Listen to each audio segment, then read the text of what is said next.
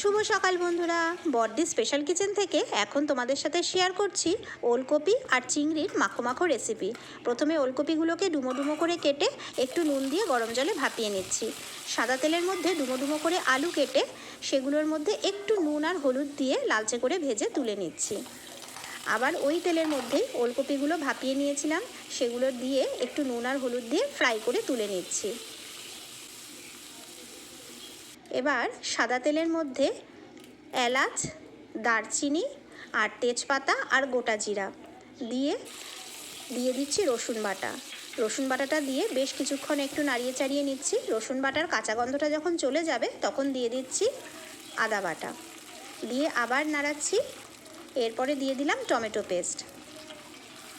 টমেটোটাকে মিক্সিতে পেস্ট করে নিয়েছি, সেটাও এর মধ্যে দিয়ে দিচ্ছি।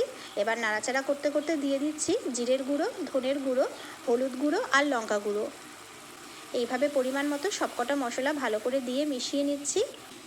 এরপরে চিংড়ি মাছটা যেটা ধুয়ে ভালো করে রেডি করে রেখেছিলাম সেটা এর মধ্যে দিয়ে দিচ্ছি। যখন সুন্দর একটা চিংড়ি মাছের সেন্ট বেরোবে তখন এর মধ্যে যে ওলকপি আর আলুটাকে ভেজে রেখেছিলাম সেটা এর মধ্যে ছেড়ে দিচ্ছি। এইভাবে নাড়াচাড়া করছি।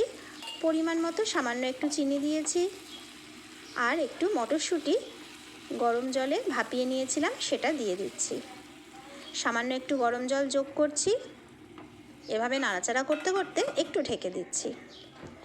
বেশ যখন একটা সুন্দর সেন্ট বেরোচ্ছে আর অনেকটা রেডি হয়ে গেছে তখন দিয়ে দিচ্ছি একটু গরম মশলার গুঁড়ো।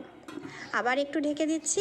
এবার একদম রেডি, নামিয়ে নিচ্ছি সার্ভিং বলে ওলকপি আর চিংড়ির মাখো মাখো রেসিপি।